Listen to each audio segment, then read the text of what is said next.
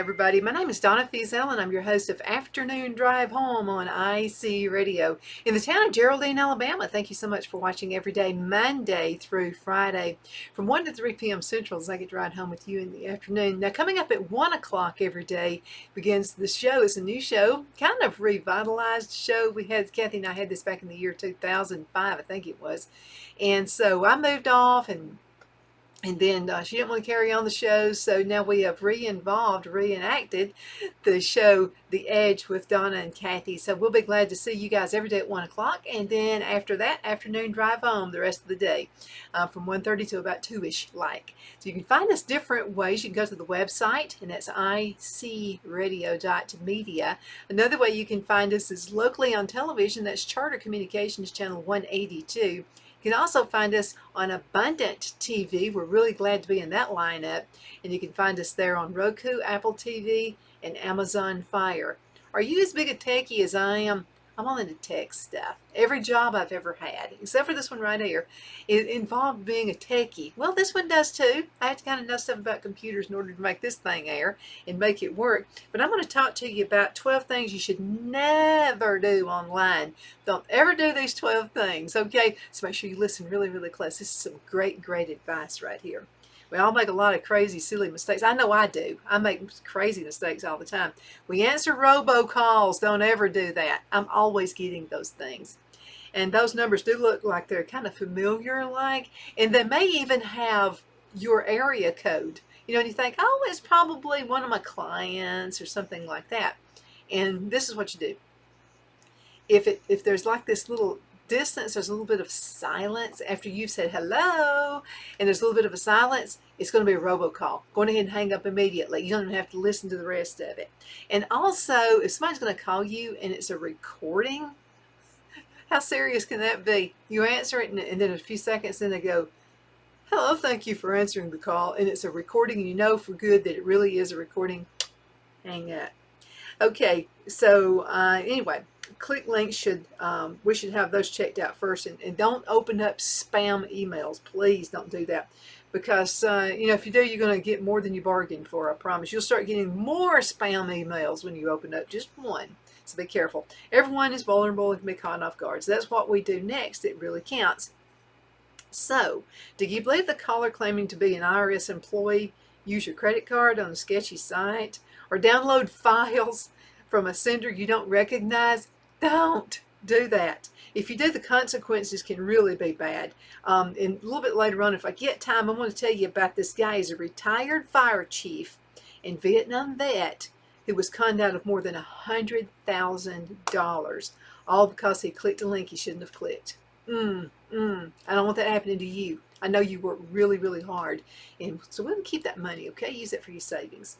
So that's why we have this list of 12 things that you should never ever do online, along with do-it-yourself security tips as reminders, and just make sure that you're vigilant on everything that you click, okay? First of all, you might click something that slows down the computer. We don't want that to happen.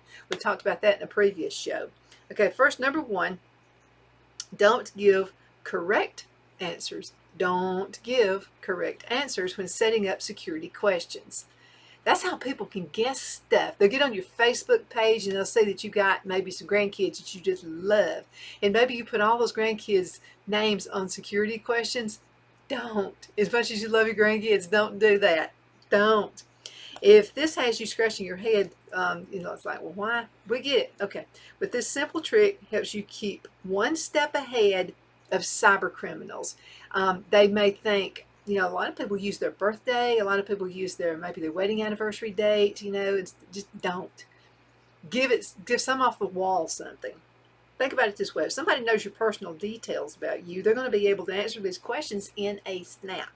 Maybe a jealous former friend wants to wreak havoc on your accounts. Maybe a creepy cyber stalker has studied you for a while. You never know in today's world. Or maybe a potential hacker randomly saw an opportunity to break into your accounts. Sadly, it's too easy for them to collect all your personal info, and they need to accurately answer those security questions. So again, wrong answers. This is the time, I know in school, the right answer. This is the time to put the wrong answer, but make sure you remember what it is. That's why this is why you can throw away potential invaders for a loop by picking incorrect answers for your security questions. You're taking away their ace in the hole by not giving them the answers that people will expect. It helps to think of cybersecurity as a chess game. So let's think about it that way. You must stay one step ahead of your opponent in order to win. Of course, you'll have to remember those answers. Okay, number 2. And again, this is a really good, I love this article right here. It's 12 things you should never do online. Okay, don't give correct answers when setting up security questions. We got that one. Okay, number 2, did an ad send you to a new site? Don't click any download buttons, whatever you do. Don't. And I'm going to talk about why. So an ad worked. While browsing, you saw an ad box with an intriguing item and clicked on it, and it takes you to a shiny new site with even more goodies that you can buy. Oh, and that site has ads too. When it comes to ads, the internet's like the movie Inception. There are dreams within dreams and ads within ads. While you're here, don't download anything from that site. Remember that anyone can put out ads. All you got to do is a copy and a paste. Anybody can do that. And many sites won't properly investigate their partners. That means that you might be browsing in a safe site and see an intriguing ad. Now, this happens on Facebook continuously. Click it, you might be taken to a new site filled with malware. And then guess what that's going to do? It's also going to slow down your computer. We've already talked about that. Generally, it's a good rule of thumb to avoid downloading when you can. On a related note, never download an ad. That's just inviting trouble. Most certainly is. Don't fall for fake posts. They're out there all the time. We've said this before, but it's worth repeating. If you get an email solicitation to participate in a survey or for a money-making opportunity, stay away from those. Something you didn't sign up for, the same goes for work-from-home gigs that seem just a little bit too good to be true. Open a browser window like your Chrome, Safari, Foxfire, whatever you use, and search for that company name and then add the word spam. Chances are if it's spam, someone else has reported it. And you'll get that info. Anything that sounds too good to be true is too good to be true. Always remember that. That's an old-fashioned idea, but it's true. If the email comes from what seems to be a real person, do a quick Google search or use one of these alternatives for the person's name plus the company name. If you have a LinkedIn account, go there and search for people. And that's another good thing. I love LinkedIn because somebody seems a little bit shady and they say that they work for the IRS or something. Check it out. You'll find it on LinkedIn if it's real or not. Smart way to confirm the person emailing you who works for the company they claim to. It'll be on LinkedIn. Check that the person posts regularly and is connected to others. These are other signs that the profile is real and not just a front. Yeah, back in the day, there were storefronts. I remember that happened a long time ago in Geraldine here. There was somebody acting like they were a storefront, and what they were doing is selling drugs in the back of the store. That can happen. This is your storefront front on the internet. Number 4, don't skip two-factor authentication. Use this two-factor authentication anytime a website or an app offers it. Yeah, it involves a couple of extra steps, but the purpose is to protect you. If someone tries to access your accounts from a device the website doesn't recognize. I'll tell you, the Social Security Administration is a hassle, but at least you know they're on top of it. Anyone who uses Facebook is already familiar with 2FA. Now, if you use work, public, friend, or family's computer or a new device to sign in, Facebook requires you to verify that it's really you by using the 2FA, and that's a two-factor authentication. This is a no-brainer for any financial account, and we recommend it for your email and any service that has your payment info also. Another thing, we've talked about this a couple times on the show, and that's when you may get something, maybe you deal with XYZ bank company, and you get an email and it looks exactly like the logo, and they tell you you've got to confirm some information by clicking a link. Don't do that. Never. I don't care how good it looks, don't do it. If you feel like there's a possibility it could be true, the best thing to do is not click on the link and just go to their website, the one that you trust, okay? All right, don't reuse passwords or password formulas. Like you'll never use a password like 1, 2, 3, 4, 5, 6. Or you'll never use anything like ABCD 1, 2, 3, 4. Or even I've known people who've used password as their password. A lot of sites won't even let you do that anyway. How do you remember them all if you don't use a password manager? You don't write them down, store them on a computer, or reuse them, do you? So how do you safely store passwords so you don't have to memorize them? We don't recommend you use the password formulas that are easy to hack, like your website, a birth date, or as a Google 1225, Adobe 1225, or Facebook 1225. That would be so easy to crack. So don't do that. Okay, and then also do-it-yourself advice. Let me mention this to you. Use a safe and secure password manager, and you can also find a free password generator that gives you crazy, impossible to hack or memorize passwords. And it'll be like a whole bunch of symbols and maybe a hashtag or something like that. Use some caps, lowercase letters, and just let it be weird. Like let's say you use Internet One, okay, for your password. Instead of capitalizing I for internet, capitalize T, and then leave it lowercase letters. Just do it variables like that. And it's going to make it really hard for a hacker to figure out, okay? So I'm just looking out for you, okay? All right, number 6, don't use public Wi-Fi. We're all guilty of doing that because it's convenient and it's handy, and you're thinking, well, that way I'm not using so much of my usage on my internet. But let's see why they say this. You know the saying, don't use public Wi-Fi is like saying don't go out in public. I get it. It's impossible, but you really should be careful about what you do in a public network. Save the banking for a trusted network and be extra careful about the sites you visit and the links you click. Your best bet, though, is to use a VPN. Now, if you use public Wi-Fi, practice safe surfing. A virtual private network, that's a VPN, we mentioned that a second ago, creates an encrypted connection through a secure server that allows you to browse the internet. I know at the hospital they've got that, a VPN. And so I know we had to take Mother to the hospital a couple of times. And so, I mean, you sit there, you wait, you don't know what's going on. So I was actually doing some business there, but I used their network, so everything was cool.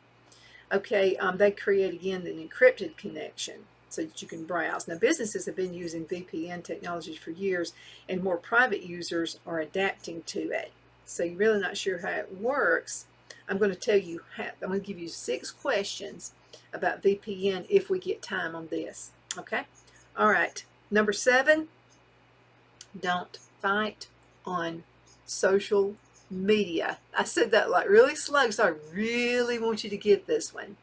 Don't fight on social media. Time and time again, research shows social media makes us depressed, angry, and isolated. Now, during the pandemic, we believed social media would bring us together, but we got sucked into scrolling through endless timelines, comments, and arguments. Who wants to hear arguments? No one does. Stay away from it. Plus, you might lose your car. There was a girl, almost did when her parents saw her complain about the car that they bought for her. Another thing you don't want to do is get on there and argue about your boss online. You know, bosses check your Facebook page. And guess what? Before you get hired for a job, everybody does it now. When you blow it out there for the whole world to see, yeah, prospective employers going to look at it too. Okay, now do it yourself advice. If you can't break up with Facebook, Twitter, Instagram, or whatever channel monopolizes your time and incites the scraper in you, just use common sense. Don't post anything that you would want your grandmother to see or that would come back and haunt you when you look for a job later, or that some website could post as an example of what not to do online. That's something good to think about. Absolutely. Okay, don't post sensitive photos online. Speaking of not posting anything that could haunt you later, we're talking about things that may seem innocent, like photos of your kids or your grandkids. There's a whole conversation on the internet about whether or not parents should post photos of their kids online and share them publicly. In 20 years, will your children thank you for sharing their private lives with the world? One woman even sued her mother and won after she refused to take down photos of the grandchild. Not to mention, child predators set up fake social media profiles and troll pages looking for innocent victims. I got a question for you. At what age do you think it's okay for a kid to have a Facebook page? Just let me know. Comment on the section below, okay? At what age should a child have a Facebook page? My son is 43 and I might be thinking about him not having one. Do-it-yourself advice. Change your privacy settings on Facebook, Twitter, and Google so only your closest contacts can see your pictures. Because a lot of us, that's how you have family who lives out of state, may even live out of country. A lot of folks who are, working as missionaries, that's how they keep up with their family. Just set the private settings so only your close friends can see those pictures. Don't share full names or specific locations if you have kids at home. Share only with people you actually know. And you check with other parents before sharing photos of their kids. Wipe out any hidden data from photos, okay? Make sure you do that. Don't post vacation photos or updates while you're gone. All you're doing is opening up for criminals to come in and rob you. Okay, that's what people looking for, those things. And so let's talk about that for a second. If you venture out for a road trip or even just a day away, think twice before you put it on social media. It's so tempting to share the moment updates and pictures while you're on vacation, but think of them as public announcements that say, I'm out of town. My house is empty. Go burglarize me. Wait until you get back home and then post your photos after that fact. Do-it-yourself advice. You've got a home alarm system, and I've got Simply Safe, by the way, and I love it. You can monitor your property and get alerts while you're away. I love it. It's so fun. Sometimes I'll be on a sales call and I'll be out in the car, maybe writing up a contract or something like that. And my Simply Safe will go off and it'll be feel like outside mowing the grass or something. I think it's pretty cool. Thieves are less likely to break into homes that are protected by alarms, cameras, and motion sensors. Simply Safe is real easy to install. As a matter of fact, Phil's installed ours. You can always call a professional. And so it's a good deal that we can get for you. As a matter of fact, they're going to become one of our new sponsors pretty soon. And I'll keep you involved on that. Never diagnose yourself on WebMD or similar sites. You're not a doctor, okay? Let's say you have a persistent cough. When you've searched online, you've diagnosed yourself with pneumonia. You could think you've got TB, lung cancer, heart disease, acid reflux, and chronic bronchitis. After all, these conditions share similar symptoms, okay? And you have just freaked yourself out. You're just like, tell everybody to pray for you because you got cancer or something. Sites like WebMD, Clinic Mayo, and Cleveland Clinic are packed full of good, reliable information, but that doesn't mean they should replace your doctors, okay? It's even more dangerous to use YouTube to look for medical information. You have so many people pretending to be stuff that they're not. So just use your own doctor. Just like how, don't listen to anything when it comes to politics, your health, or anything like that. Just, and don't listen to the news, whatever you do. Okay, leave your diagnosis to medical professionals and use those medical reference sites to learn more about what your doctors tell you. And always consult with your doctor before beginning any treatment or consider setting up a virtual appointment. You can always do that as well. Don't drunk shop online. What does that mean? Okay, let's say you've done something you shouldn't have done, but you've had a glass of wine or two. Apparently, drunk shopping is a billion-dollar industry on Amazon. A 2019 survey showed 79% of alcohol consumers made at least one drunk purchase. Clothing and shoes are the most common drunk purchase. So just don't do it, okay? Set up spending alerts with your bank. That's what we do. And we've got some folks trying to get in on our bank account that way too. Most banks will allow you to set a dollar amount. If you go over that dollar amount, you'll get a text message or email. That way you'll have time to cancel your orders and check your bonuses, check your messages. Now, as a bonus, if someone gets hold of your credit or bank card and makes purchases, you'll get alerts if they exceed your limit. And we've got that set up too. And also, we let our bank, that's what I love about Liberty Bank. They're a small bank, and you can just call them and get something done. But when we go anywhere out of state, we always call them and let them know we're out of state. Otherwise, can't use our debit card. And that way, we've got it set up to where if it is used out of state, that we get an email alert. So call your bank and make sure you get that alert. But now do remember to call them before you leave out of town and let them know that you are actually leaving for out of town.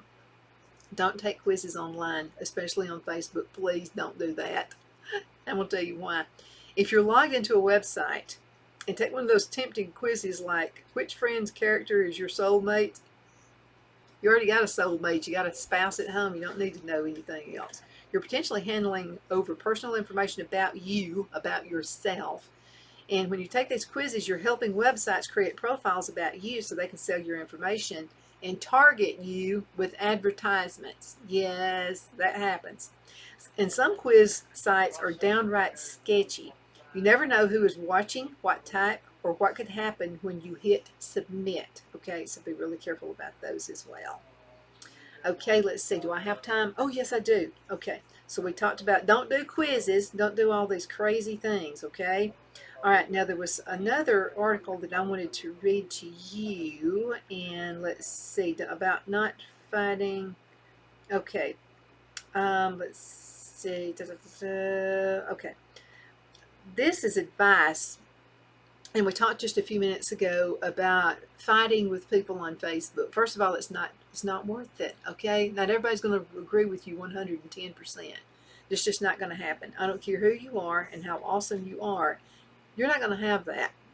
Folks are just not going to agree with you. Best thing to do is just step away from it and get away. All right, now I'm going to give you tips right here. Does a VPN slow down your connection? And we talked about that and how VPN works. And I don't have a whole lot of time, but I'm going to skip over some of this. Okay, let me go ahead and click right here and all these things. Okay, how does a VPN work? Now, this is a network that you can use, a virtual private network, which is safer to use when you're out in public. A virtual private network is a layer of protection between your devices and the internet. It hides your IP address and your location, and it encrypts your data. Think about some of the movies that you've looked, like let's say the 1990s and the year 2000 when the internet first came out. Some of those movies that we watched have actually come true in the last few years, haven't they? It's where somebody takes your identity or somebody tracks you down. They can do it now. That's why you need to make sure you use a VPN network.